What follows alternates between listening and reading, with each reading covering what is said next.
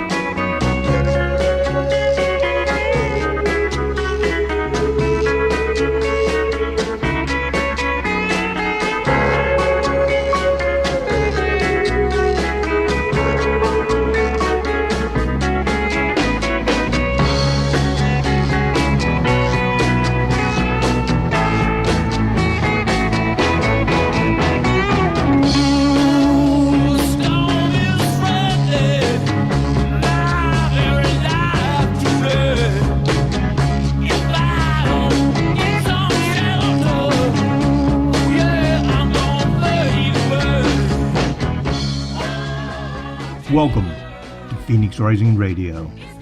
Now is the time to lift your mind higher. Now is the time to rise above. I am your host, Phoenix, and welcome to tonight's broadcast.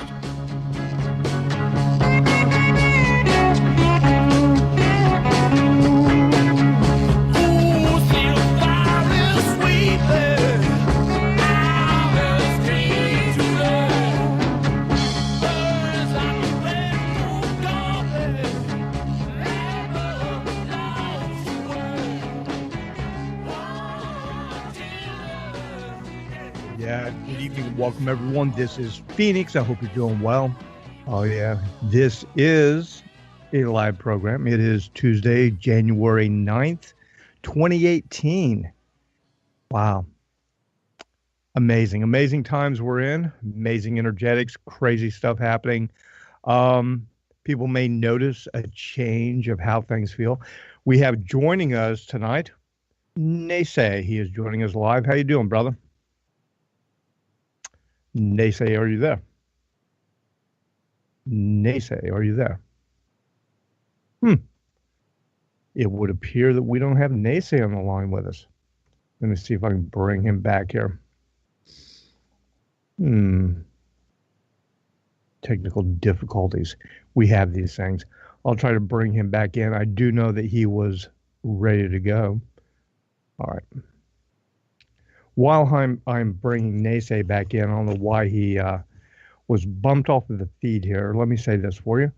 This is just a disclaimer I want to share. Please be advised, all guests, their opinions and information that they may share is not necessarily endorsed nor validated by me, Phoenix of Phoenix Rising Radio.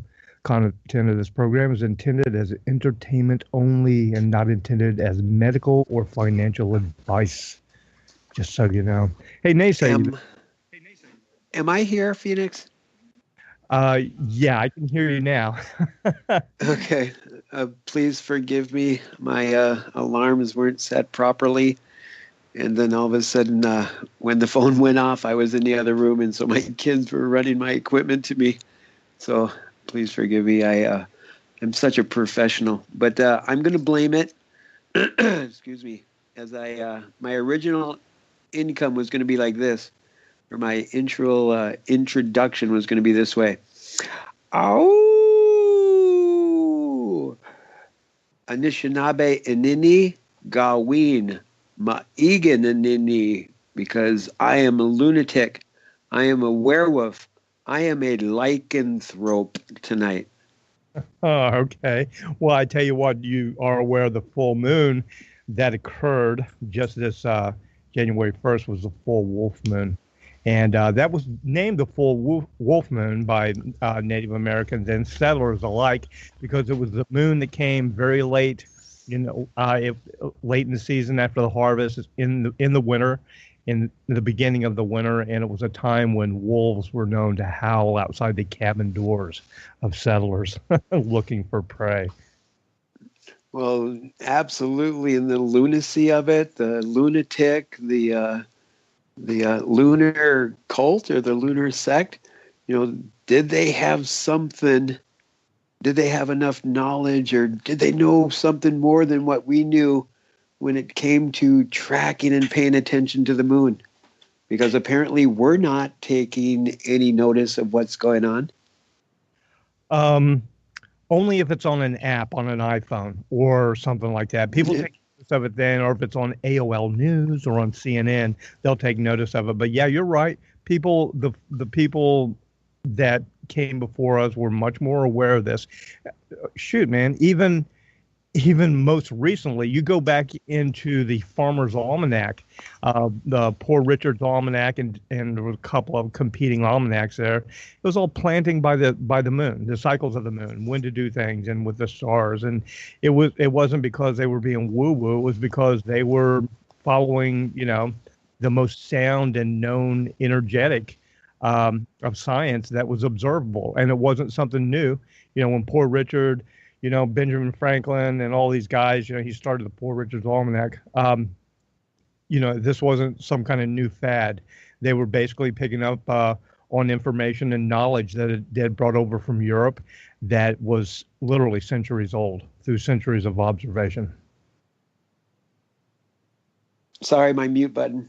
But yeah, I absolutely concur. And when we do take the moments to reflect on these different cycles and we synchronize ourselves to the cycles, in my experience, things seem to go a lot more smoother.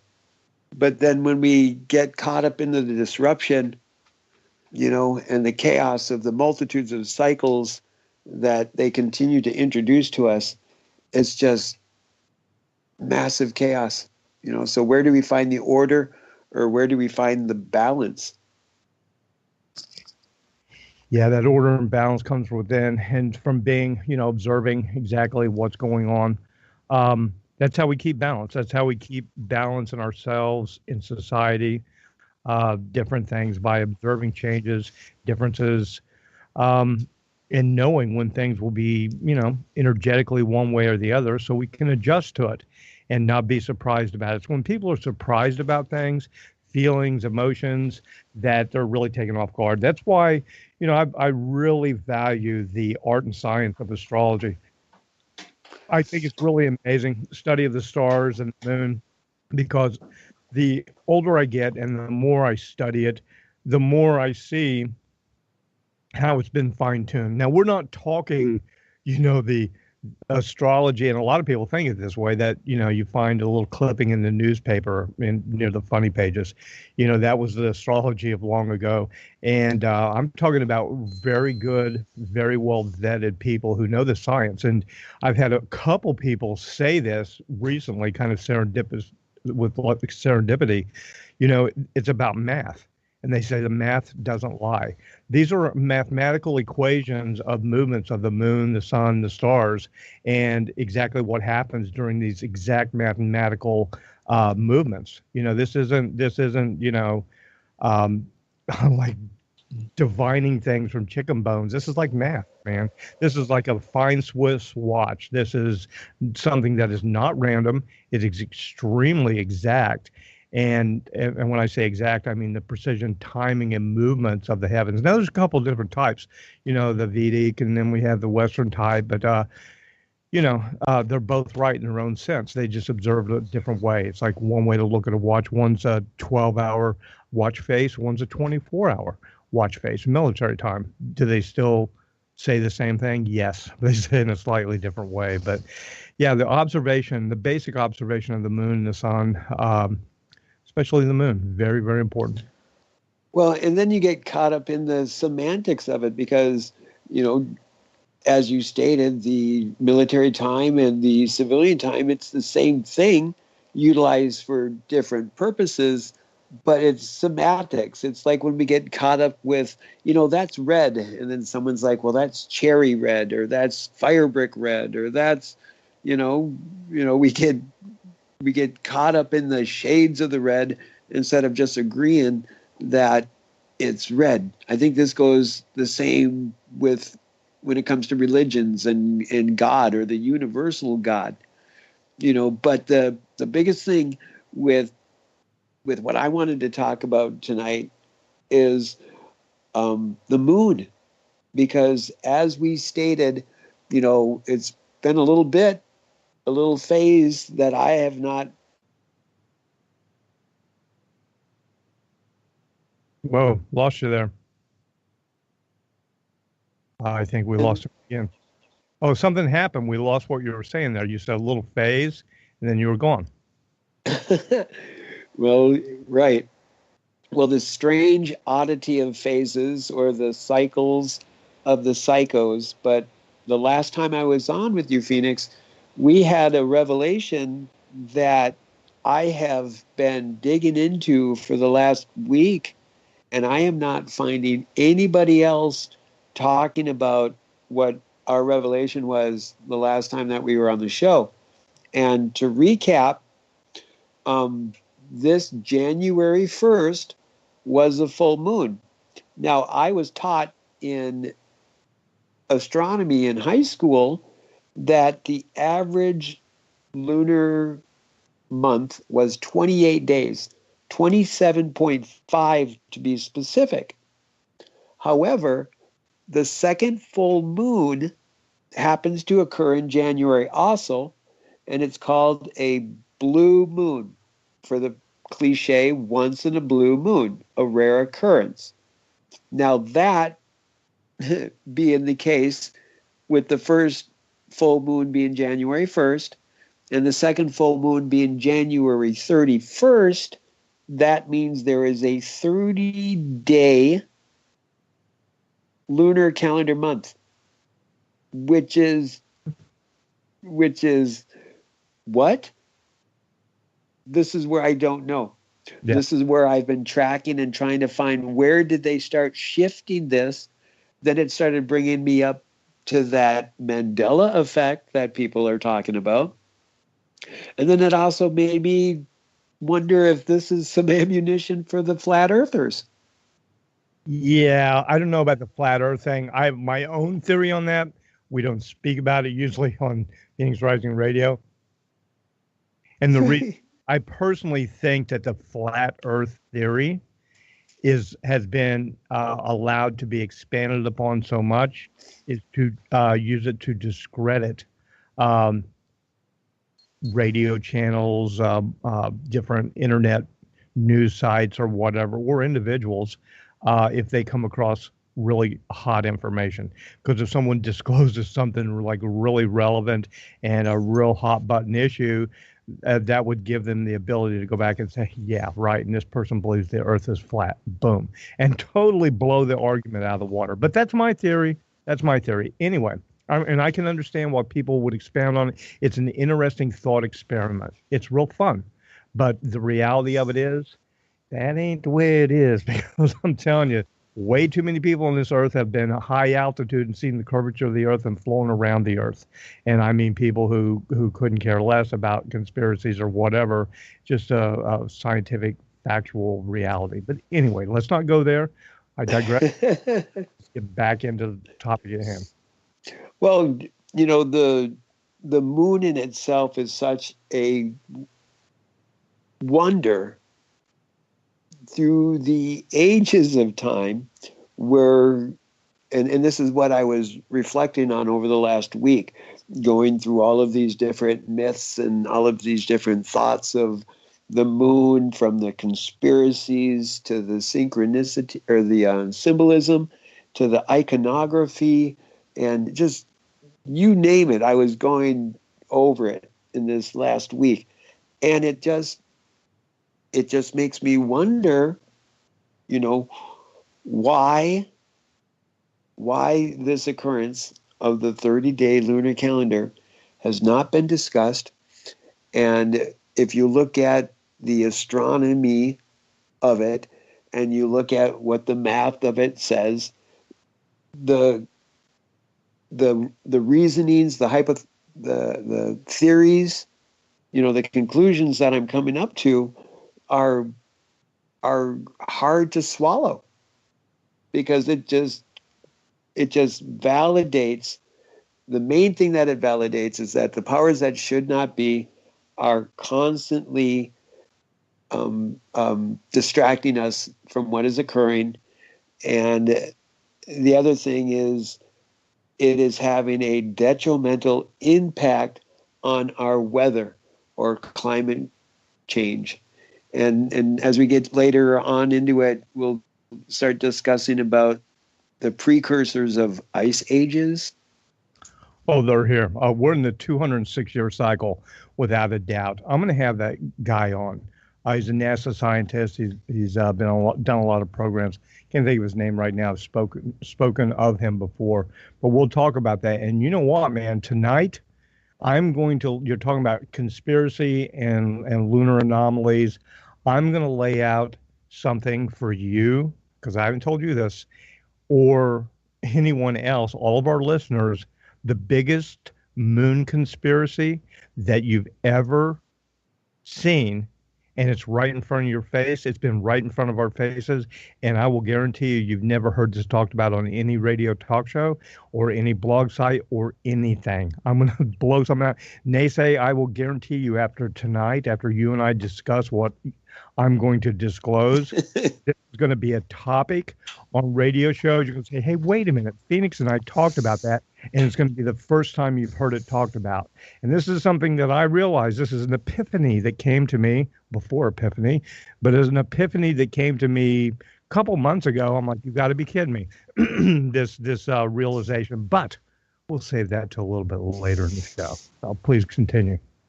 Well, the first thing that I will suggest that I think is so critical is for people to start taking the moments and writing down sunrise and sunset.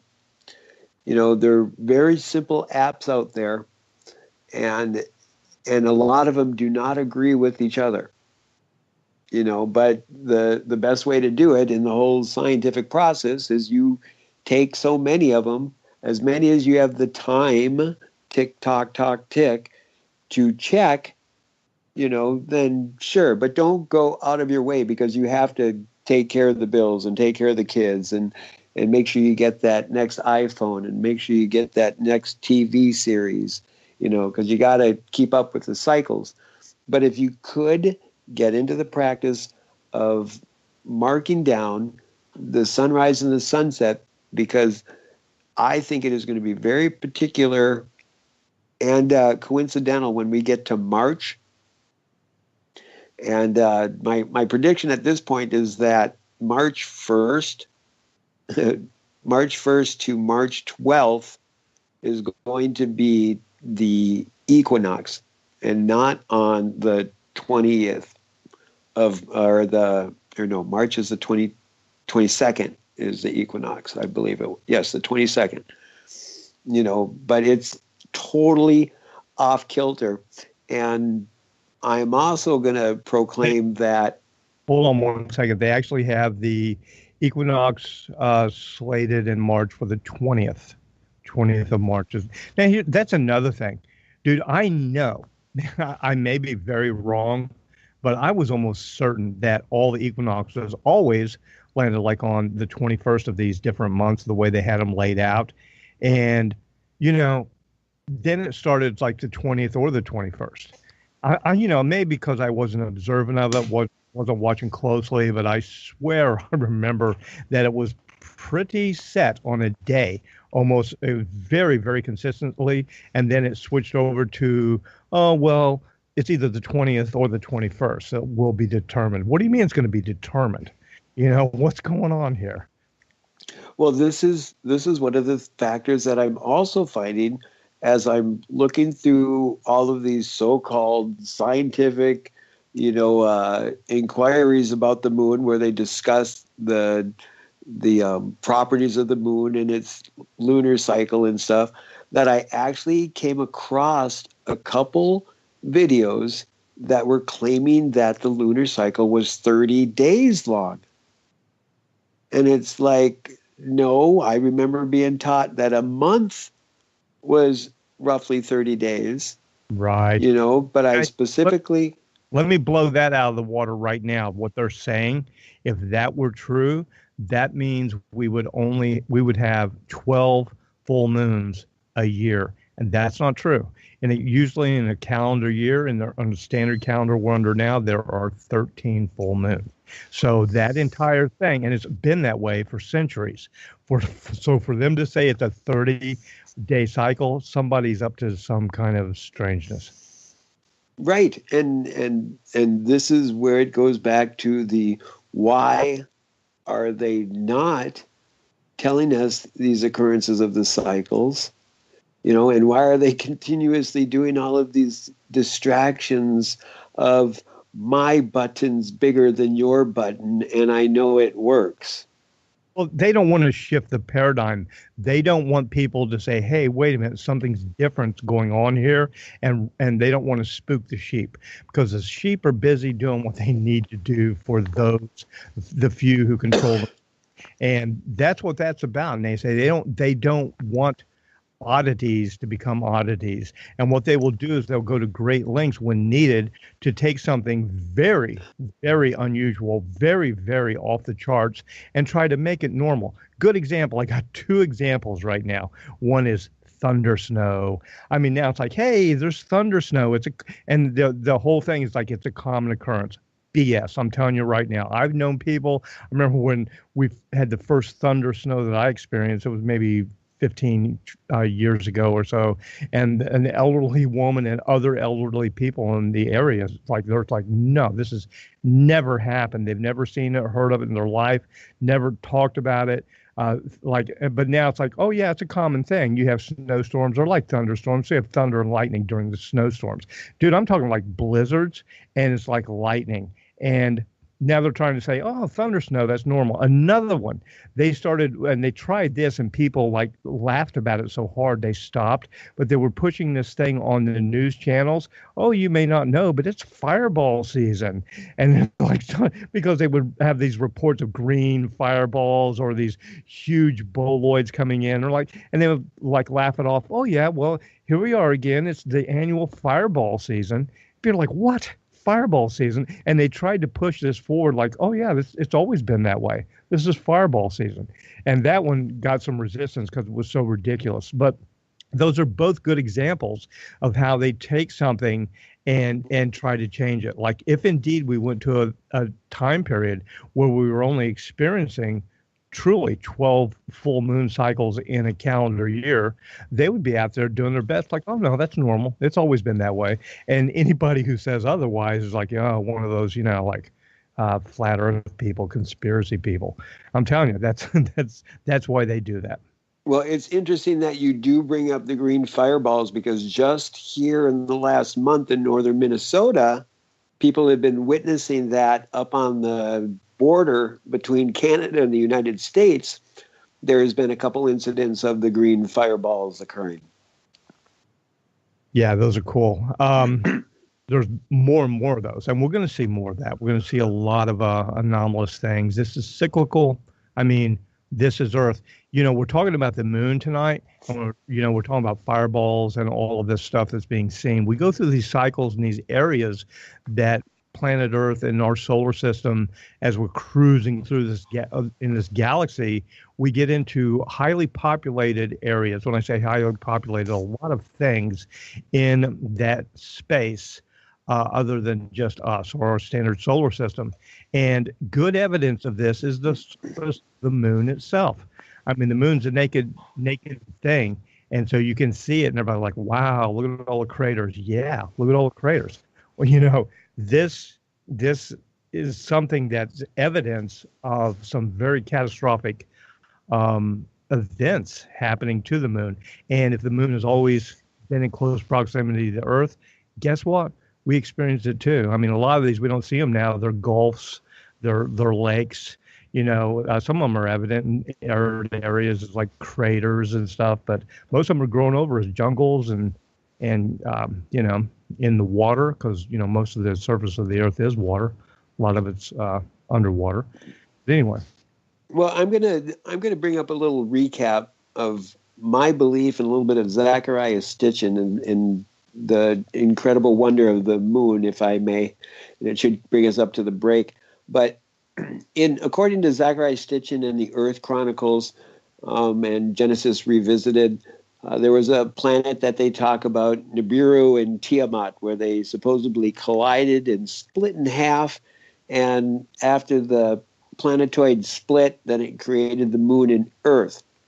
However, I believe and think through my research that when the asteroid belt was all one solid object as a planet and it blew up, that one of its orbiting bodies was our now moon. And when that sphere, when the moon left the orbit of that planet, when it blew up, one side of it got all buckshotted up. And then it went drifting off towards the sun. Unfortunately, we were in its path. It collided with us, creating the ring of fire, the Pacific Ocean. And if you look at the Pacific Ocean and you look at it the same way that you would look as a drop of water hitting water, you will notice that the ripple effect will be the mountain ranges that create the ring of fire. And as the moon drifted away from the Earth, then it got perfectly, if I cannot enhance that word more, perfectly in the point of where it was in balance of the electromagnetic attraction of our Earth and the sun. So in this perfect alignment, when we get a solar eclipse, the moon perfectly blocks out the sun. And this is a perfect time for a commercial. Don't go away. We'll be right back, everyone.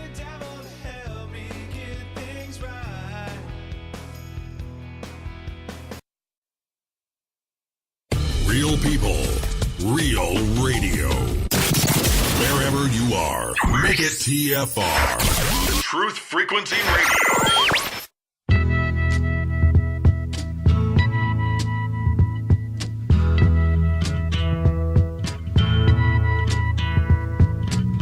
There's something happening here, but what it is ain't exactly clear. There's a man with a gun over there, telling me I got to beware. I think it's time we stop, children. What's that sound? Everybody look what's going down.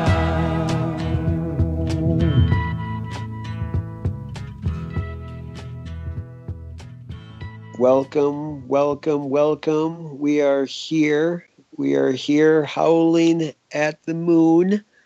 Please don't spend too much time looking down. Look up into the heavens and see what can be seen, because the insanity, the lunacy, the howling of the moon is upsetting the cats around the world.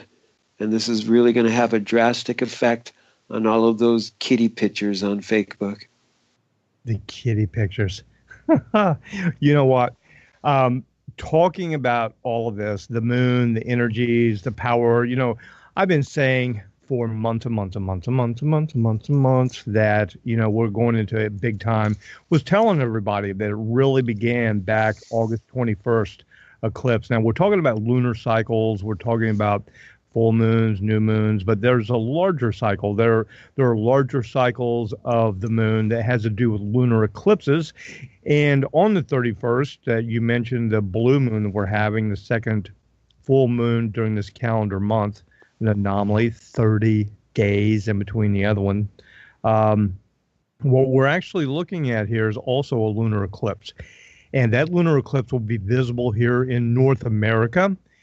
And the interesting thing about this lunar eclipse, it closes out the lunar cycle that really began this cycle that we're currently in, began August 21st with the eclipse, the Great American Eclipse that we talked about and we covered. And I stressed so much leading up to it, during and after, about how important it was. Well, if you listened and you did set your intent, knowing that you are setting a trajectory for the future, and if you held on to that intent and battled through it, through all the stuff that we have been going through energetically as a nation, as a people, individuals, it's really spiritual warfare. Just be advised that this 31st, just coming up here, and what are we looking at? Like 20 days or so, it's the end of that cycle. So whatever you put forward and whatever intent that you went into that eclipse with, it's serious, meaningful, conscious intent, that is coming to a climax. And this little cycle we're in here with the full moon, NeSe, that happened on Monday, the 1st of January, and ends on January 31st with this full moon lunar eclipse. This is pretty intense time. We're rolling up on the new moon, which is on the 16th, on 9:17 p.m. Eastern time. And that's one day after we actually had Jupiter sextile Pluto, which is a big deal in itself.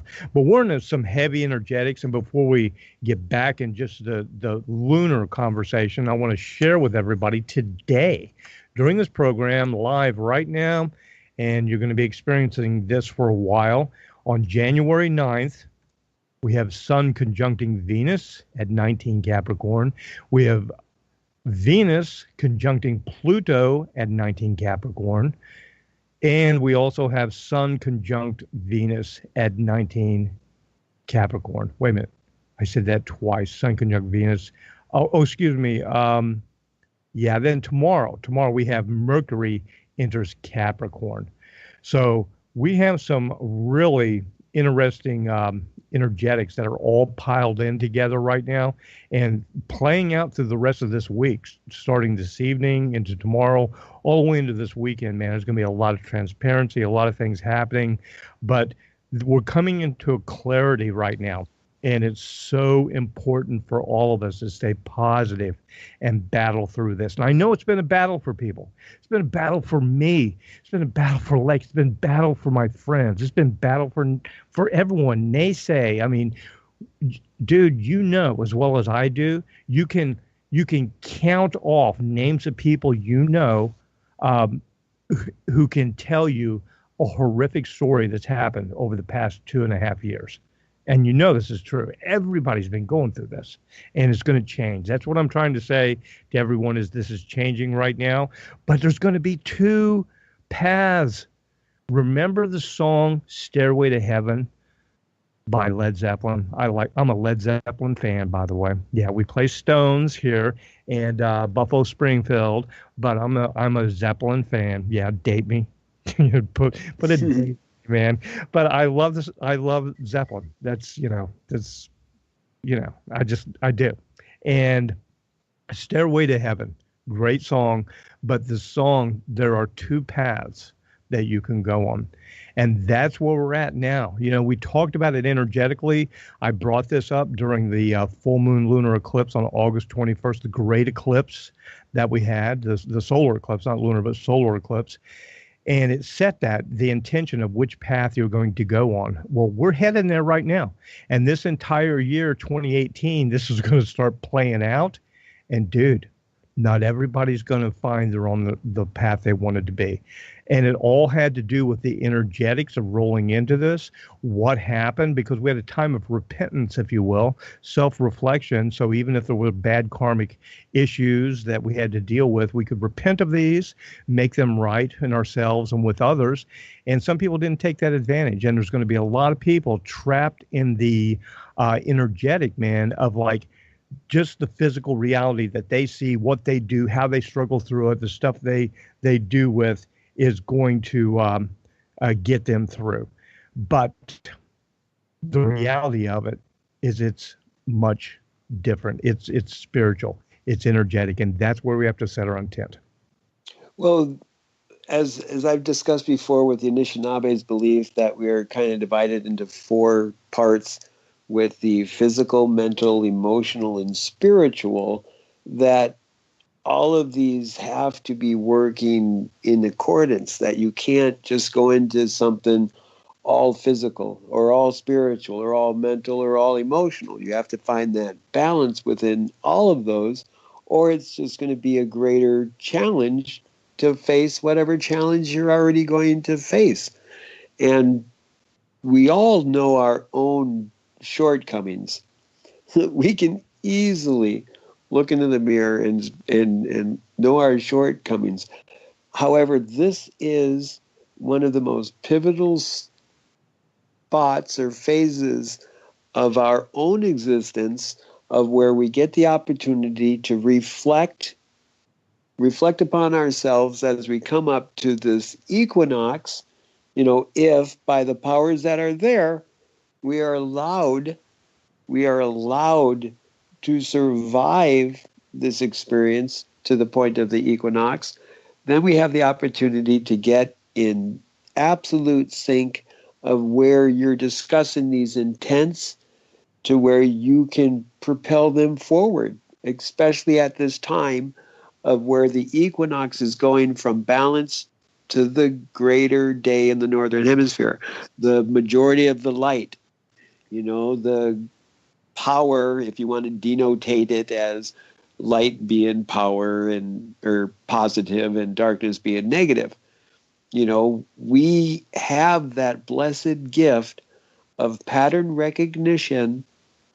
And then once we realize the pattern, wouldn't it be best for us to kind of follow the pattern, like going down a river and maybe grabbing a stick or something and using it as an oar, instead of just going down the river willy-nilly and just, hang on, let's see what happens? This is true. Yeah, we have to have intent in the direction we're going. That's interesting. You bring up that analogy. I've talked about this before too, the split in this river, the split in timeline that we're going down. And a lot of people, they get, especially when things are tumultuous, they try to get out, they try to fight it. And how do people try to fight a strong current? They flail and they try to swim. Now, when you try to swim in a strong current, you end up facing the wrong direction. You end up with your back in the direction you're going, and you can't see what's coming ahead. The best way to deal with tumultuous times and to guide yourself through the dangers is to face it head on, to roll over, throw your hands up and say, "We," and be advised. And you can move yourself a little bit around rocks or like this way, and you can guide which way you're going, So I have used that analogy before. An interesting thing has just currently happened. We're talking about synchronicities and fun things. I was just contacted, got a heads up from someone who has been on this program before, and she hasn't been on in quite some time, years, I think, but she's been listening to us and she would like to add something. And NeSe, I don't think you've ever spoken to her. Her name is Angela Horne, and she is joining us live right now from Canada. Angela, are you with us? Hello? I hear you. We hear you, Angela. How's it? Hey! How are you? Go ahead. Give me a sound check. I'm good. Thank you. I'm good. Are you there? We are here, and I can hear you.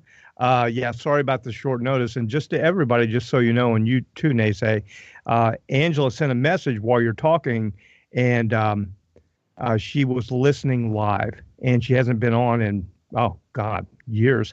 And yeah, it's been a while. And I said, well, and the reason was Angela said, we discussed this very topic before. And so, why don't you refresh my memory, introduce yourself to everybody who may be new listeners and don't know who Angela Horne is and what Angela Horne does. Why don't you introduce yourself and refresh my memory on what we had talked about before?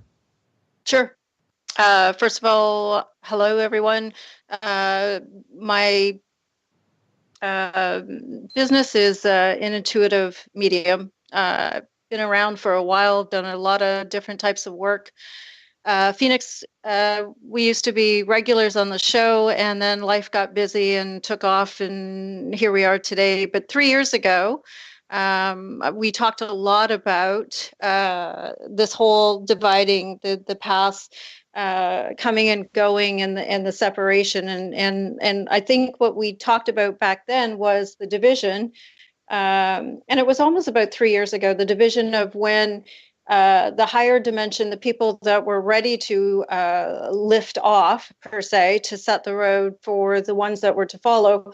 The dividing of the two roads were the higher ascending people that were going forward, and the other road where the people would stay behind, perhaps either to help the others and or stay in that lower vibration to do other work for other reasons, while the others went on ahead to help move the energies forward. I believe probably around that time, 3 years ago. So I want to say, 2014. I believe it was around the time the Earth started to wobble, and I think we've also talked about that. I wrote about it in my blog, where the Earth was wobbling and the axis was tipping, and things were starting to shake up a little bit. So some of the unforeseen. Angela, Yes? that would explain, and that's probably why you're excited to talk to us this evening about, number one, talking about what I was saying, but also the anomaly that NeSe is pointing out about the strangeness with the moon. Right. This, when the Earth began to wobble, would explain this. So sometimes what I was thinking when you guys were talking about that, sometimes I've laid awake in bed or just going to sleep, and I know the moon is in a different place one night. 2 nights later, it's in a whole nother place. When the sun has started to set, the moon's sitting in an odd place that you wouldn't really expect it to be, but it's either high in the sky or low to the ground. And it just, to me, it doesn't make any sense. And I kind of feel like, we're wobbling a lot. And I think it has, I can't say exactly what it has to do with, other than specific. No, I can't. It's not really showing itself so much as it's causing a bit of a turmoil.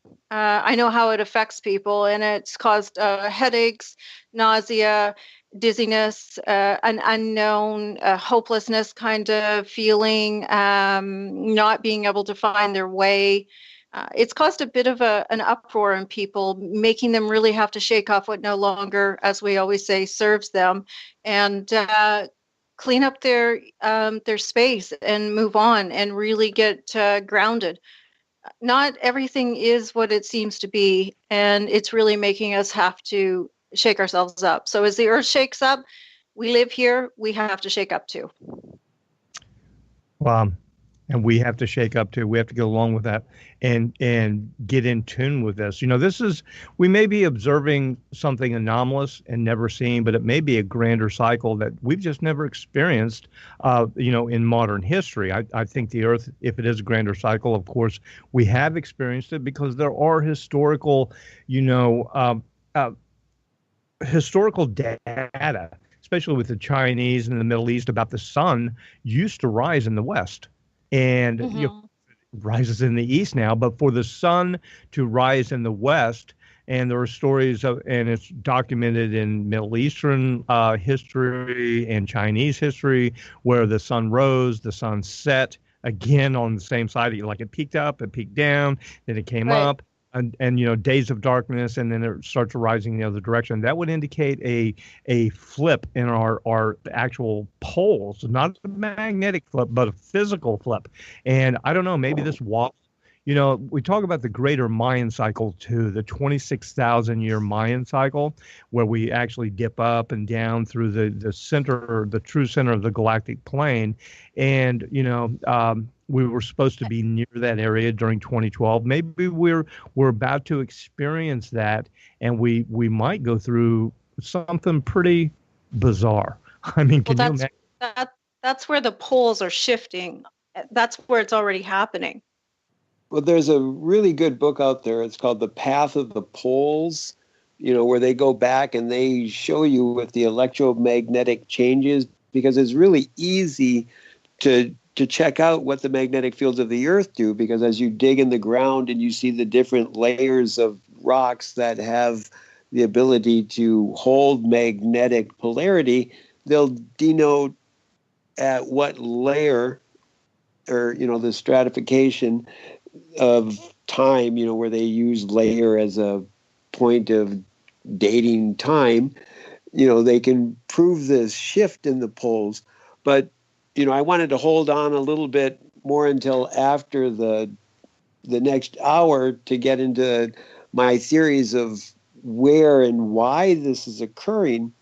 But one thing that I wanted to bring up also, when you were talking about the moon, with the easiest explanation of the moon affecting us, like you're saying, is the tidal waves, the ocean, the water of the earth. And apparently the earth is 80% plus water at a salt content, and the same similarity are us silly humane beings, over 80% water with a salt factor to it too. So simplistically, we see there how the moon has such a devastating effect on us. Yeah, and that would explain why Angela is hearing from a lot of her friends and clients, a lot of disruption and confusion and all of that. My thought, if I can just say something, my thought was, I wonder if, because when you were talking actually about the equinox, I always thought it was on the 21st. So that was just my understanding for many years. But when you were speaking earlier, one of the things from the summer, what I thought was all the planets that went into retrograde, and then they just all aligned coming into January for the big full moon. I wonder if that has an effect on anything with this giant pull from the Earth, all these planets in retrograde, all this rotation going on, and then all of a sudden a stop. And then they say, I guess it was January 7th was the day of peace, where everything came into a completely new space. They say it was actually the day of the aging of Aquarius, the actual roll in, and where people would actually feel this calming or this place of peace because everything is now moving forward. Yeah, we are in a time of all planets direct. And I believe that, I'm looking at my paper calendar here.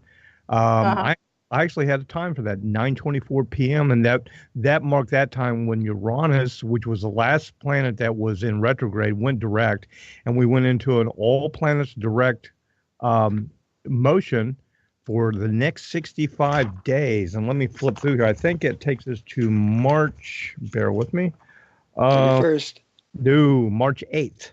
All planets direct end on March 8th at 7 p.m. Eastern time. Wow. If you want to write it down. Please. And what is the new moon there, Phoenix, of March? Okay, hold on. That's the 16th or 15th? That is the 17th. The new moon, excuse me. Yeah, the new moon's on the 17th at 9:11 a.m. Eastern time. Okay, now this is the other irony that we brought up before. So here in January, where we have the so-called supermoon, and I do agree with, was it Andrea or Angela? Angela. Angela, I'm sorry. Nice to meet you, by the way. Yeah, you too. Just popping in to have a conversation. Right, but with this supermoon, I agree with you that with all of the planets in an alignment, and because I do believe that all of the electromagnetic pull and attraction that occurs with the planets, if they were all on the other side of the Earth, it would, in theory, have a little bit of pull to the moon to draw it closer to give it even that greater appearance of the supermoon. But then when we have this once in a blue moon on the 31st, then we have the particulars of February, which is a calendar month of 28 days. And as we're taught that the lunar calendar month is 28 days, you would think that you would have one full moon in the month of February, but there is none. And this is actually having a ripple effect in the Native American community, because this is a time of the a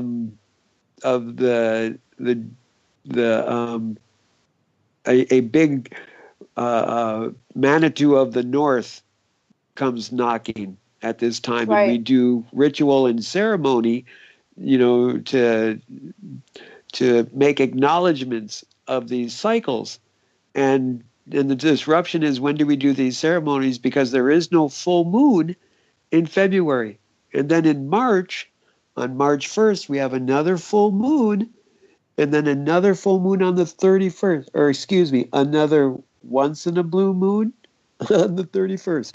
That is correct. In January, the month we're in right now, full moon on the 1st, full moon on the 31st, blue moon, but that's a full moon lunar eclipse. And March, full moon on March 1st, and a blue moon, full moon on March 31st. And like you said, and we pointed out in previous programs, no full moon in February. I'm curious, when was the last time there was no full moon in the month of February? 600 years ago, I'm going to guess. We went into a big astrological cycle recently that we haven't really been in for like 500 years, Angela. And that was with Saturn moving into Capricorn while Pluto was in Capricorn. And that hasn't happened for 500 years. So that's a pretty big deal. That is pretty big deal. Well, before we went on the break, and I was throwing out there a little, theory and some of the, hypothesis of where the moon came from and stuff like that. Another thing that I wanted to point out is to kind of validate this theory. If you look at the moon, it does specifically have a buckshot flare to it. Like if anybody's done buckshot or shot off a shotgun, and how it does like a scatter effect, and that's kind of like what the moon looks like. But my hypothesis also is, on the dark side of the moon, it is devastated. And I believe that is the side that collided with the Earth, and because of the collision causing, disheaval on that side, the weaker side would turn itself to the sun, because the sun had the furthest away magnetic pull to it, and the stronger pull would turn the more full side to the Earth. And this is why the moon doesn't rotate around us. Well, actually, that is an interesting thing that you're talking about. And like I told you, I'm going to blow everybody's mind with something here, and you're going to hear it first here. And we'll talk about that later. But you touched upon a couple of things I'll touch about the moon that no one's ever heard of. Angela, we're running up until like a minute before the break. Is there any way that you could grace us with your presence after this coming break and give us some more of your thoughts and share with us some of the revelations that you had actually years ago about this current time? Wow, you're too kind. Of course. Love to. Oh, that'd be great. Well, fantastic. Thank you.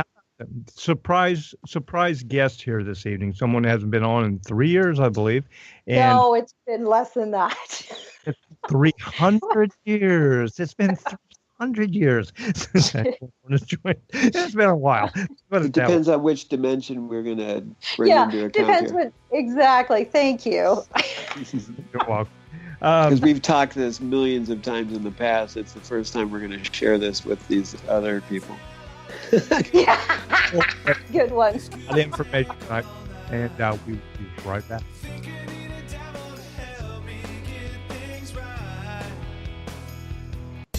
Truth Frequency Radio is your #1 source for.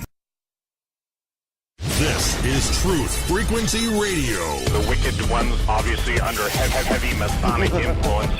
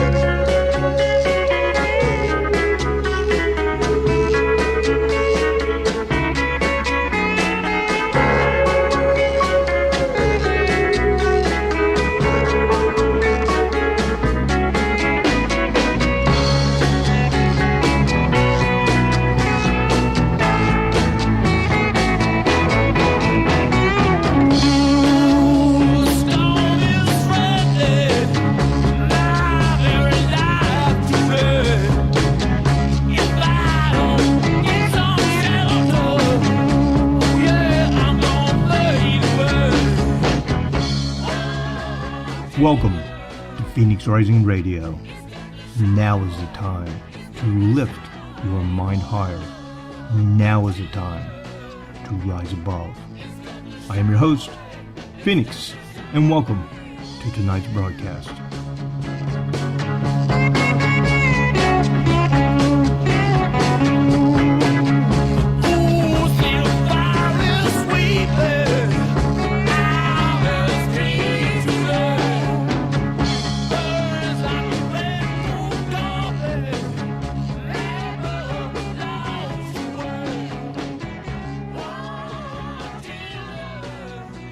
And welcome back, second hour of Phoenix Rising Radio, right here on Truth Frequency Radio, where truth is premier. Truth is so important. Truth is so important in all types of things with ourselves, our spiritual selves, our social selves, our health selves. I would highly advise all of you to go over to the website, truthiswellness.com. Truthiswellness.com. That'll take you over to Quantum Health and Wellness, truthiswellness.com. And on the right-hand side, you'll see a book. Click here. And it is the free copy of Vibrant Living book from Bob Gilpatrick of Boomers. And if you click on the book, click here, you will receive via email, electronically, a free copy of the book from Boomers Forever Young. And it has a lot of information in it, contact information, and just it's a quick and easy read that is very vital to you having truth and wellness. Anyway, we are back the second hour here, and we have a surprise special guest joining us all the way from Canada, the far north, where it's cold. It's colder than it is here right now, and that's Angela Horne. And, of course, NeSe is on the line with us also. Angela, before we get back into it, we have a lot of listeners here who maybe have never had the pleasure of listening to you and, hearing you talk, your teachings, etc. Why don't you tell exactly who you are and how to contact you and what you do? Sure. Great. Thanks. Well, I'm a intuitive, energetically being able to look at people for what no longer fits and help them rearrange it. Kind of a truth seeker for people, help redirect them in their personal life, their business life, very quickly go through a protocol of items and help with correction. So basically just truth alignment, getting them into their highest self and living their life through their own personal truth. Not necessarily as an intuitive for direction from me, although I can assist with that, and also a medium to help people that have had people cross over as well. Assist people with personal and business, as well as I had put out a book called The Creative Solution, Discovery Coloring Book. It's a discovery coloring book where you can color inside the lines, outside the lines. It helps give you prompts to energetically move forward with your life, show you some ideas or thoughts to help move into a higher, better direction for yourself. So those are just a few things that I've done. There's music that I've produced or had produce, and putting it into a book also coming out soon. That's always the key, isn't it? Coming out soon. To reach me, it's Transfer You to Success. It's number 4, number 2, to success. And that is my website. If anyone wants to contact me, that'd be great. Thank you. Excellent. I'll be sure and drop that link to your website in tonight's program for everyone, and like we put over on Going Global. And again, Angela hasn't joined us for quite some time and has never met. Had the pleasure to be with NeSe, like we are. No, I haven't. Yeah. And so it's nice to meet you, NeSe. NeSe, are you there? I'm there. I'm muting. I'm sorry. During the break, my daughter ran in and said, "Dad, you want some bison taco meat with some beans and cheese?"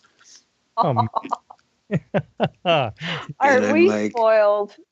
"Oh, my daughters take care of me well." but I spoil them too.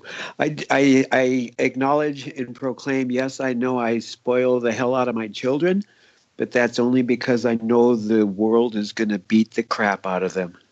Mm. And hey, speaking of bison, a lot of people, Angela Horne, her thing, she's got this other thing going on with local government and all that, and she does like her intuitive thing. But I got a question I'm going to ask you, Angela, and I want to know, and probably going to blow the minds of all of our listeners. Did you get a moose this year when you went out hunting? No, didn't even have a tag, and I'm not the one that does the hunting. Let's just say it that way. I thought you'd go out with your husband moose hunting. No. I'd want to make friends and chill with the moose. No, that's not me. Yeah, no. Mm-mm. And Phoenix, I'd like to correct you, and I'm putting myself on a limb here, but I would argue that I'm actually colder here than Angela is there. You probably are. What's the temperature there where you're at? And tell Angela exactly where you're at, and we'll see what's the case there. Of course, you asked me this today where we're in a weird heat wave because we got up to, I believe it was 32. But this is just after being, I think, with the wind chill last week, I think we were at like negative 40 plus. Yeah, we were. Okay, so is that Fahrenheit you're speaking in?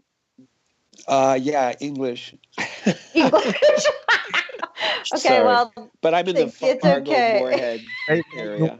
This is the Queensland that she is in. So we have to be patient as she converts things to real. I'm sitting here thinking, I'm in the middle of doing a painting because I've really taken up art. And yes, I've done some government level work or whatever you want to call it in chamber. And it's been interesting. But, keep your options open and have some fun while you're doing what you're doing. It was minus 35 degrees with wind chill Celsius on the weekend. It was crazy weather, crazy cold. So are you in the French side of Canada, or are you the British side or the native side? Don't you know? Canada's all that. Sorry, I had to just anyway. Well, on a segue going back to the moon. Yeah. Good up choice. In Canada, there's a lot of Native Americans, and down in North America, there's Native Americans too. And some people will make this poo-poo of whether or not we landed on the moon or not. But I would make the proclamation that us Native Americans were on the moon, because before, when we heard that Kennedy said that, we want to go to the moon, there was a huge delegation made of all the Native Americans, and they got together and they went up to Neil Armstrong and presented him with a letter. And they said, when you get to the moon, please give them this letter. And they're like, give who? And they're like, our relatives, and they said, don't open it until you give it to them. Don't read it. And they swore him to secrecy. And unfortunately, on the way to the moon, Neil Armstrong, his curiosity overtook him, and he opened up the letter, and it said, don't sign anything. Okay, that's good. That's deep. That's good. If you don't have a grasp of history, that was probably like a moonshot right over your head, baby. That was like gold. That was a good one, NeSe. Thank you. That was good. But back with this whole lunacy of the possible explanations or theories, and this is the one that I'm throwing out there. As I was talking earlier about this planetoid that once exploded and now is our asteroid belt, which we continuously launch rockets to land on asteroids to make sure the genetic composition are the same as all of the other asteroids, and so we can denote whether or not it is or was one planetoid. I believe that the center core was just jettisoned into a perpendicular orbit comparatively of all of the planets. And this particular object, when it comes around every cycle that it comes around, has been given many names. Some call it Planet X, some call it Nibiru, some call it the Blue Kachina, some people call it the Red Dragon, some people call it Wormwood. Ironically enough, Netflix just came out with a mini-series about Wormwood, which is actually about MK Ultra, mind control, and behavior modification. And so I believe, as scientists have just stated, that there's a celestial body out there that has the mass pull that is equivalent to either a planet as big as Jupiter or a brown dwarf star. And I believe that this celestial body is in our solar system and coming closer. And because of this extra object adding more pull to the moon, it is pulling it off its its regular orbital pattern that was more like a circle to more like an egg. And this is what's throwing it off and causing the extra days in the lunar calendar. So it's pulling it like a magnet, is it? Is that what you're kind of? Absolutely correct. I can see that's kind of blown up. What do you think? Me too. Yeah, no, I can see that too. I also wonder if the moon wasn't a giant star that came into our atmosphere that broke off of something else and it's just lying dormant. That could be too. Some people have said by creation it was placed there intentionally. I don't know. That's one theory. And there are some very interesting anomalies with the moon. One that we only see one side all the time. And I'm going to talk about that. That's the thing. The information I'm going to put out tonight, and you guys can both be witnesses to this because you'll hear it. And I will guarantee you both, you're going to hear this again after I say it. This is an epiphany that came to me. I'm not going to say it right now. Maybe in the next segment. But yeah. They're the biggest conspiracy of the moon that anyone has ever experienced. And everybody listening tonight is going to go, oh, my God. It's right in front of our faces. Anyway, that's a teaser. Well, as I was discussing with the ellipsis of the moon being off, if that is the occurrence, then what it is going to do, it's going to cause the orbit to be in more of an egg pattern. The egg. And now we start getting into the egg symbolism, because I think what's going to happen when we come up to this next lunar eclipse, as I was predicting on the previous lunar eclipse, that it was going to be in more of the form of an egg pattern because of the pull of this Nibiru, or whatever this celestial object is. And if we go into the history or the symbology or the metaphors of the egg, this is where we go with the whole thing of creation. And then when we think of the egg, the next thing we think of is the snake. And then the snake eating the egg. Yeah, I was going to say even the dragon. I don't know why the dragon comes to me. Yes, but I think that's very relevant because we're talking about the different names of Nibiru and the legend of the dragon in the sky, the fiery red dragon and its tail that whips the earth. There was Mother Shipton prophecies. Some people say it's true. Some people say it's been debunked. But this ancient poetry from England, before England was England, I guess, Mother Shipton talks about these prophetic things that would happen. And if, in fact, they are true, she was extremely accurate. And she talks about a time when the dragon will circle the earth, the red dragon, and whipping the earth with his tail. And some have speculated that is reference to things that historically in mythology and some loose historical accounts have happened before. The red dragon, the red planet, Planet X, Nibiru. Well, we did discuss it that one time that if you think about it logically of a celestial body coming close enough to the Earth, it would cause static discharge. But not only would the static discharge occur, but it would have the visual effect of it of having a tail because of the cosmic dust that would be blowing behind it. And then with the reflection, like when you get on photographs where you get that light bursting on both sides, it would almost give it the appearance of wings also.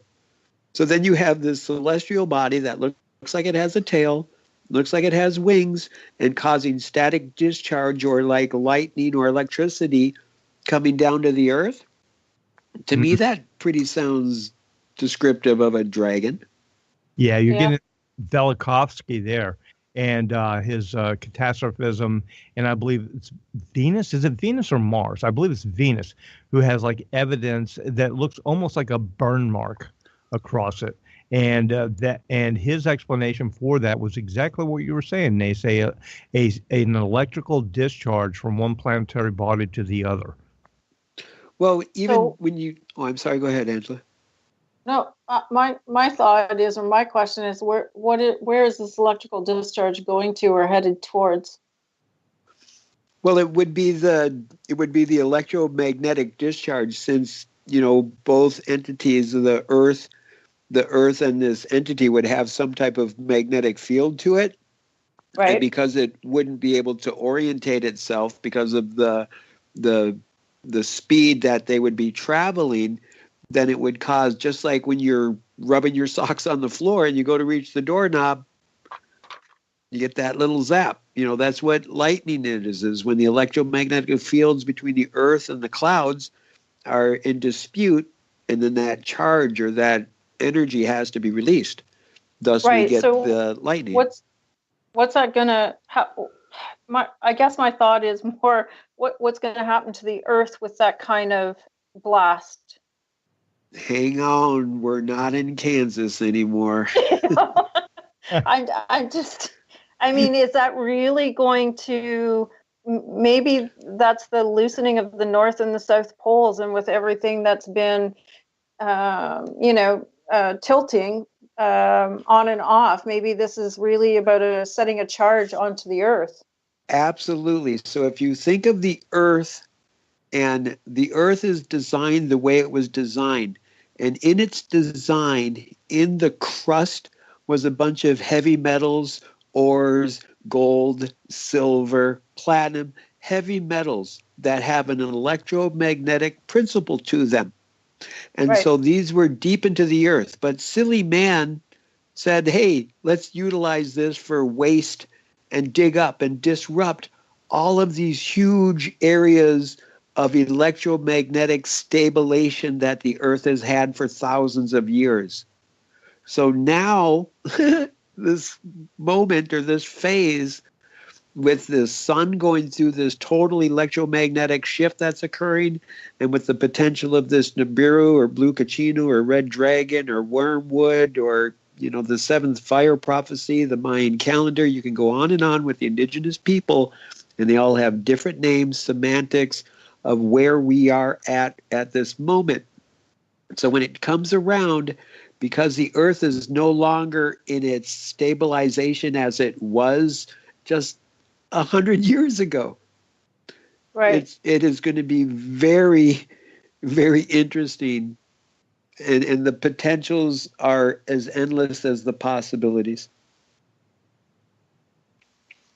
Yeah, it's kind of mind-blowing when you think about it, isn't it? I mean, seriously, it's like, it's the great Big Bang theory of how the Earth could have been created in the first place. Well, what's the second Big Bang going to create? Or the end of all times, or whatever it is that they speak about in the oblivious time frames to come.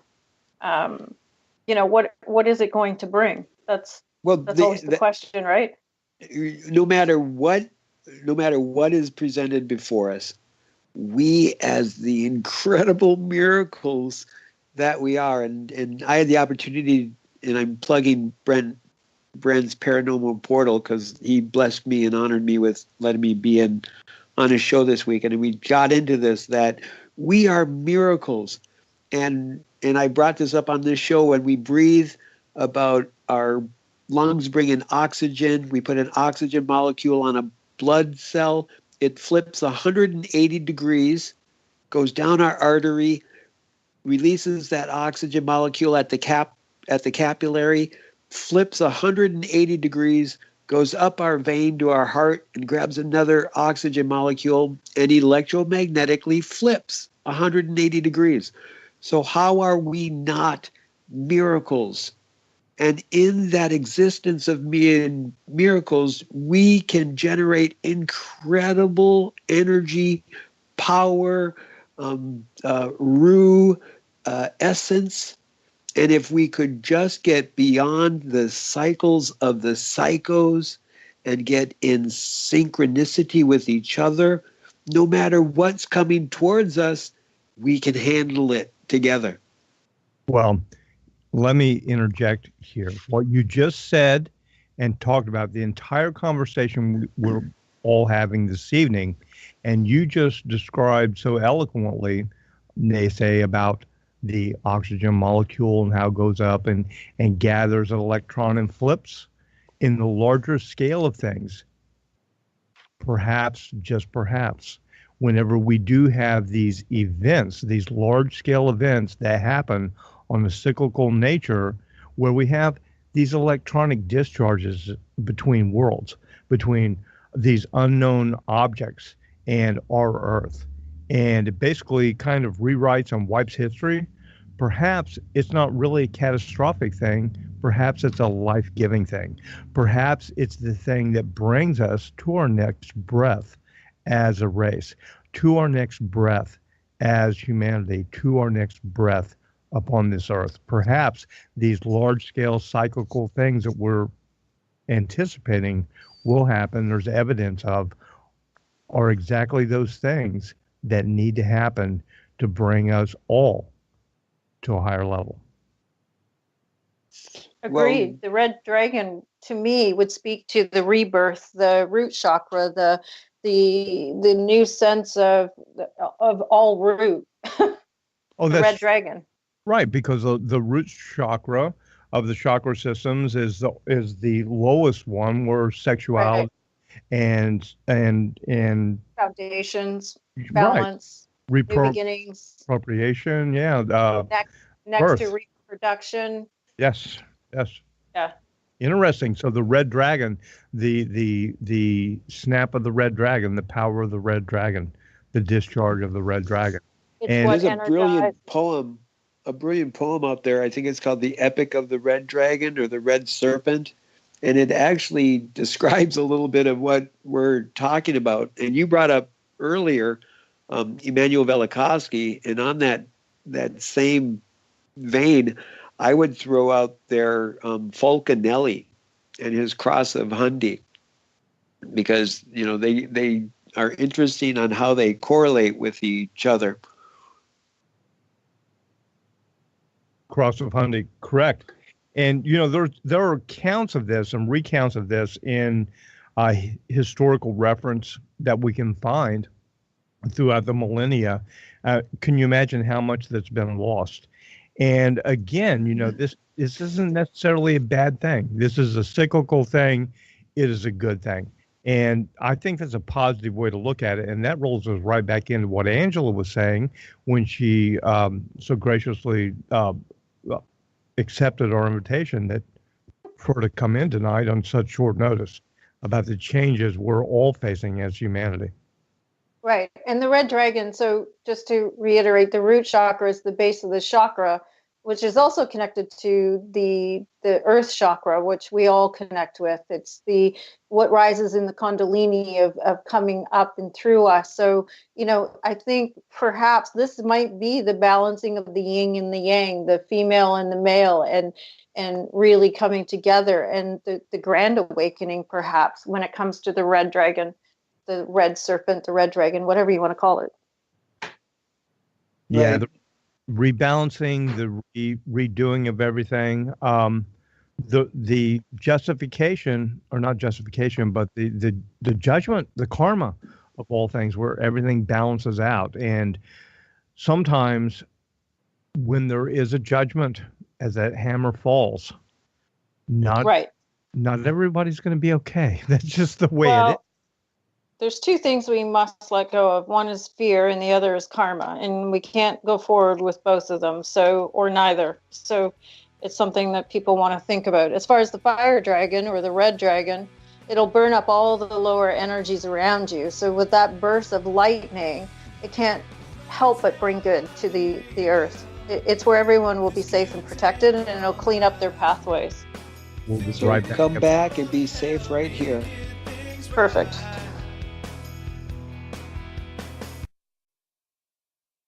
You are now tuned into the truth frequency. Your protection from deception. TNR. Truth Frequency Radio.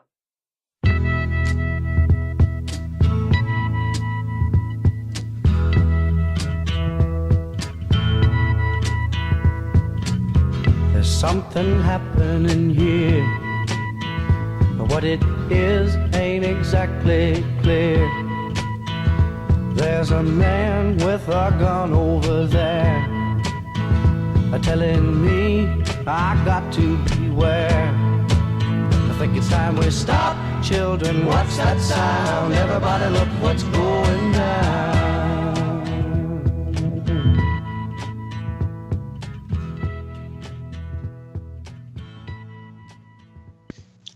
Here we are, the last segment. Talk, tick, goes their clock, their prison of the illusion. But the illusion is real because we are here. Here we are. Here we are.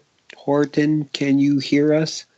Here we are with Phoenix and our special guest, Angela la la la la la la la la la. Thank you for being with us, Angela. Well, thank you for having me. Horton, who? What? Anyway, we are back. Horton hears a who. Yeah, Horton can hear you, and I can hear who also. Anyway, before, and again, I welcome Angela Horne for unexpectedly coming on very short notice. When I say short notice, I mean I'm thinking like 30 seconds short notice. I appreciate that very much. The long time she's been on, and I really appreciate you coming on. Anyway, before we get back into all this and give some floor to Angela and NeSe, because Angela had something to share with us, I told everyone I have a conspiracy theory that I'm going to share with you right now, and I ask all of our listeners right now, write this down or make note of this. Make note of this, because right now, on January 9th, 2018, I'm going to bring this forward. And it's an interesting observation, an epiphany that I had, that there is a lunar conspiracy right in our faces that no one has ever observed. And I will guarantee you, Angela, NeSe, and all of our listeners, that after we speak about this tonight, you will hear this again. Probably somebody will write a book about it. It'll be like big deal, like people will be talking about it. It may take some time, but I will guarantee you this is the first time you've heard this. And I'm going to present this to both of you by basically asking a couple questions, 2 or 3 questions, and getting your response before I tell you my observation. Number 1, is there a dark side of the moon? From whose perspective? That's an odd question. From us as human beings, people here on the earth, what you've been taught, what we've been told. Yeah, okay. Well, people will say, yeah, there's a dark side of the moon. That's just... There is no dark side of the moon. Matter of fact, it's all dark. Yeah, well, that's from Pink Floyd. Very good. Okay, number 2. It is all dark. Anyway, question number 2. Do we always see the same side of the earth, the moon, from Earth's perspective? When we're looking up, no matter where you are on Earth, when you look up and you see the moon, are you looking at the same side of the moon? Ladies first. You know what? I'm starting to see. I have a friend online that takes these most amazing pictures of the moon, and I'm starting to see that they're looking different. So I'd have to say no. It depends on if we listen to the man in the moon and when he says, "I'll be back." Because are we talking about the Terminator of the moon? No, we're talking about the moon itself. Now, the friends that you have, the friend that you have that take the pictures, yes, there's different movements of the moon. It's like the man in the moon's this way, the man in the moon's that way. But basically, the side that we see the man in the moon, we observe all these known named craters and areas and all of that, or basically not basically, but to humankind there. And they say the moon rotates around the Earth, but because of the speed of the rotation, as it moves around the Earth in its orbit, its one side is always present to us. Now, the next question I have for you, we are traditionally shown maps of the moon. You know, you've been in school, you know, from grade school, middle school, high school to college. You will see a map that's been hanging on the wall. You may have one. I think I have one somewhere that shows what's called the bright side of the moon and the dark side of the moon. Are you familiar with those? And the dark side of the moon is very dark and always black. Okay. Not necessarily, but I'll appease you on this one and just say yes. Oh, you haven't? You've seen both sides illuminated? Have you ever seen? Here's a question I have for you. No, we only ever see one at one time. You're right. Got it. Go. Has anyone listening to me or you guys with me right now ever seen an illuminated side of the so-called dark side of the moon? Yes or no? I don't remember ever being taught that in astronomy. I remember always seeing that one doctored image of the moon where they blacked out the rest of space. Okay. This is the point I'm getting at right now. Okay. There are space probes that we put up, different countries. I believe Japan did one, China has one going on now, the United States did one, Russia did one, where satellites were actually put into orbit on the moon and they would go around the moon. And of course, we all remember the famous moon missions of the United States astronauts where they would go from the light side of the moon into the dark side of the moon. You know, it was all dark. And right. Passing over, yeah. Yeah, going into the dark. And all of these, pictures that we see of the moon that are available to us, the dark side, it's always dark. You can see anything. You can't see anything. But here's the truth of this, and this is the conspiracy in everyone's face. The United States, China, Russia, different nations have put many probes up to the moon that go around and they map the moon. There are different names for these different probes, and they have these extensive lunar mapping programs. And so as they rotate around the moon, they go around the so-called light side and then to the dark side. So, they take these pictures. But here's the reality of this. The moon itself, as it goes around the Earth, when we get into a new moon state, everyone listening to me right now has looked up into the sky on a bright sunny day and said, hey, man, there's the moon. You can see the moon. When we have a lunar eclipse, a solar eclipse, the sun is on the opposite side of the moon. Now, that would be what we call the dark side of the moon, which means when we have a new moon, every month, like we're talking about with the moons, that means that the moon is in between the Earth and the sun, which gives ample opportunity 2 weeks out of a month for whatever these probes are that continually go around the moon doing all these survey projects to take photographs of the so-called dark side of the moon in full sunlight. We should have had for decades, entire mapped photographs of the so-called dark side of the moon that we can all look at. But for some reason, we have not had this available to us. There is no such thing as the dark side of the moon, and we should have clear observation and photographs of the so-called dark side of the moon, because for 2 weeks out of every single month, the so-called dark side of the moon is fully illuminated by the sun. And when that actually happens, the so-called bright side of the moon is the dark side of the moon because it's the new moon. We look up and like it in the daytime sky and say, wow, there's the moon. Yeah, well, guess what? On the other side, while we have all these nations, the United States, Russia, China, Japan, with all these probes going around it, they're taking full color photographs in detail of high digital resolution of this so-called dark side of the moon. Now, this isn't anything new. This has been going on for decades. There's the conspiracy, and that's what I'm talking about. What are they hiding from us? Is it not also true, Phoenix, that the most utilized area for all of these probes to be landed is on the alleged dark side of the moon from all these other countries?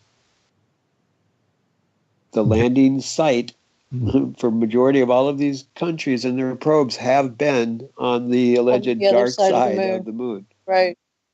My conjecture is called Alternative 3. If anybody has heard about Alternative 3, where allegedly that the powers that should not be got together and looked at the devastated or the destructive path that we as humans are on. And then they said, well, what are our alternatives? The first one was just to let everything happen and everything goes to hell in a handbasket. The second alternative was to create these deep underground military bases, 107 of them known in the United States, where they can utilize up to 5,000 families for up to, I think the longest one is 15 years underground. The third alternate was to make a moon base Alpha or a Mars base Bravo.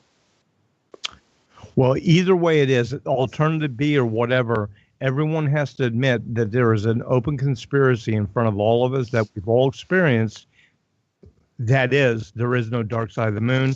And the fact that we do not have photographs in full sunlight of the so-called dark side of the moon from any nation tells me that it is such global importance and shocking that no nation will release it, because these probes that they put up, these satellites that map the moon, and the manned aircraft that have done it have seen that side of the moon in full sunlight. And for some reason, those are withheld from the public. And the greatest moon conspiracy of all time wasn't whether or not man landed on the moon, and it was all fake, is that there's a dark side of the moon. And this is the biggest psyop with the moon that human beings have experienced. Where are the pictures of the alleged dark side of the moon in full sunlight? Because there is no dark side of the moon. There's only a dark side of human understanding. Anyway, that was my thing I wanted to put out. Yeah, and look out for this to come out. I think there's going to be, people are going to be like, wait a minute, I've never thought about that. Angela, we got like 14 minutes. It's been a long time since you've joined us. Why don't you share with us your thoughts? Because obviously tonight you wanted to share with us, and I do not want to quell that desire that you had to share a message for everybody. Well, the message I sent you was, this was something we talked about 3 years ago. And I think the fact that people are, there's been a major awakening, as people have spoken about. But a couple weeks ago, when you and I were typing back and forth, what comes to mind is the phantom death. And it's been 3 years. My theory has always been, it takes three years to be born, and the phantom death is, you're walking your path while your old self is dying, literally. So if it takes 1 year, 2 years to come into the earth, and 1 year or 9 months in gestation to be born, then it's almost 3 years. And a lot of people have been walking around like they're in a rebirth stage where they've gone through many trials and errors, and some people have gone through some major triumphs, and some people have gone to the lowest part of themselves and are just starting to come back. So the true awakening is in the human form of all the people that have had the phantom deaths, if they are looking for something to understand on a greater scale of, why have I felt the way I felt, or what is it all that I've been searching or seeking.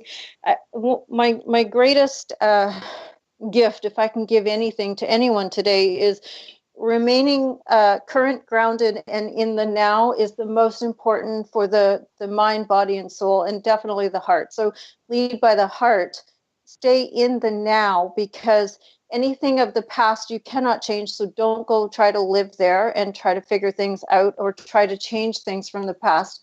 It's not where we're going. We have amazing abilities and gifts to make things change in the now, and projecting them into the future, you have to be very careful. The mind has a very amazing powers to be able to project and manifest very quickly. So make sure you know what you want. And if you don't, just make sure it's heart-centered and that you're in a good space energetically. If you're not quite there, just fake it till you make it. Really be heart-centered. The now is so important because of what it is that we're moving forward with energetically. The pain that people might be experiencing, any headaches or nausea, any flu symptoms, is about bringing that old stuff up. The old mucus is coming to the surface. Make sure you blow your nose and drink lots of fluids. Get grounded, get your feet in some salt water, rest well, eat well, and drink clear fluids is really, really important. The heart-centered is extremely important as you lead with the heart. So the now is really important. Don't try to stay in the future. Don't try to figure everything out, and definitely get out of the past. You can't drive an automobile constantly looking over your shoulder because you keep running into things. And that can be things like karmic behavior or ideas or things that aren't, you're bumping up against walls or doors. And, if the door is closed right now, that's okay. It's not, what is yours won't go past you, but what will come to you will come with ease when you are ready to receive it. And hopefully that helps. Wow. That's a good message, and very timely. For The pain, well, I gotta speak to the pain, because if people are going through pain, it's because they're either living in the past or they're too far in the future. And there is nothing in the void of either one of those. So being in the now is so important, and it'll help with words of just being in flow, ease, and grace, and just allow. And it's so, so important. Yeah, being in the now and living in the now. We Yes. decide things in the future. Being in the now, part of being in the now is having a clear vision of what you want in the future and visualizing that. This is a balancing act. Yeah. Like walking on a tightrope or standing on a peak. You can't go one side to the other. Yes, we occasionally look in the past. When you're driving down the road, use this analogy, you're driving in your automobile, you occasionally check your rearview mirror, or you want to see things are safe. You look there. And occasionally, as we're moving forward in the now, we look backwards to judge how things are. But if you try to drive down the road looking in your rearview mirror, it's not going to work too well. And Exactly. same thing, we look forward, we're watching, we're observing things, but we're in the now as we're navigating and aware of what's all around us. It's a real balancing act. It truly is. And just to allow is so much more important. You can write down your goals and direct your mind is there for direction. Your heart is what gives you the prompts. Your soul is what speaks the whispers of your life, of who you are and what you're here to do. And so many people go out there and they're seeking or searching for what is my purpose? What is my purpose? And they're so busy asking the question that even when the answer comes, they're not even understanding what it is that's being said to them, because they're so busy living and seeking. So that takes you out of the now. That takes you out of the being present.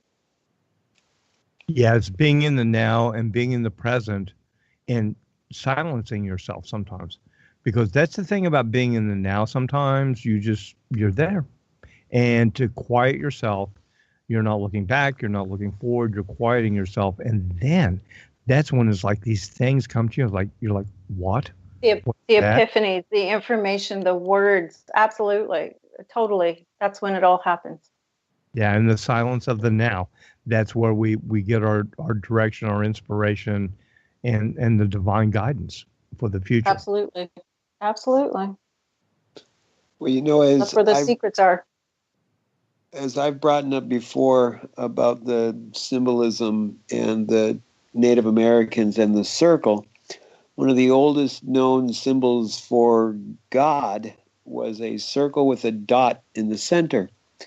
And if you think of that as a two-dimensional representation of a circle, but then you think of it three-dimensionally, then that can be a sphere with a center rod down the center of it.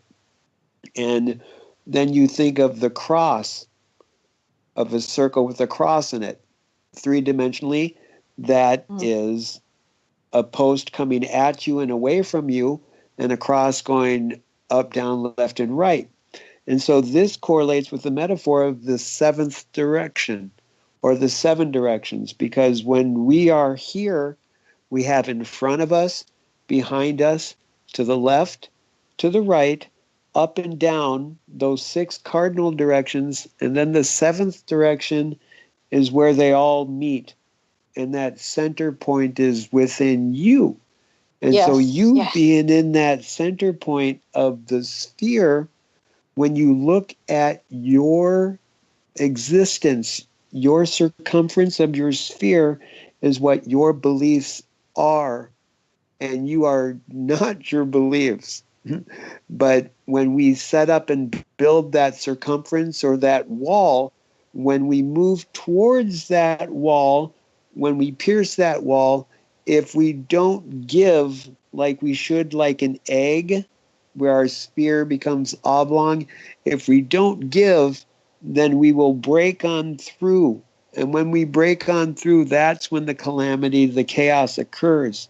So in order to find that bending point, to be like the egg, and then able to snap back where you can find yourself here in the center of your sphere, reflecting on the moment of what you may call the now.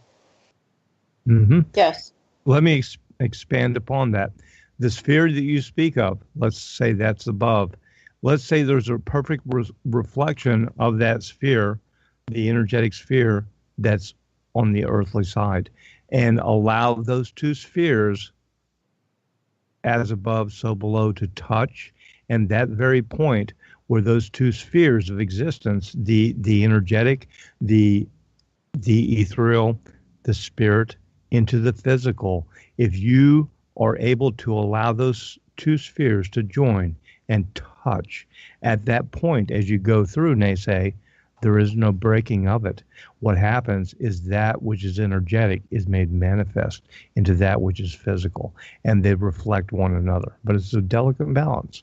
But right. Well, when you're able to open yourself up to where those two spheres are able to start meshing together, and the beautiful sacred geometry of it is you create the Vexes Pisces, and then you get into some incredible geometry and sacred divine. But like you said, the answers are there when you become centered and you reflect in that seventh direction, because the powers that shouldn't be got all their bells and whistles at all the other directions to keep us distracted from looking within.